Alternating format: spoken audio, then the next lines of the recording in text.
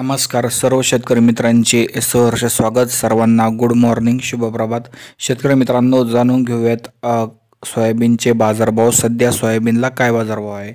पाचोरा बाजार समितीत 10 या ठिकाणी जे 10 क्विंटलची आवक पाचोरामध्ये आलेली आहे.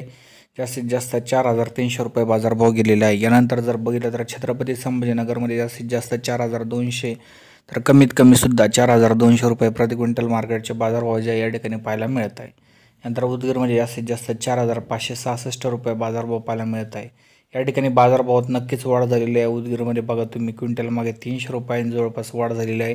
एक चांगली बातमी शेतकरी मित्रांसाठी आपल्याला पाहायला मिळत आहे. यानंतर नागपूरमध्ये जास्तीत जास्त 4,400 तर कमीत कमी 4,100 रुपये मार्केट या ठिकाणी जे पाहायला मिळत आहे.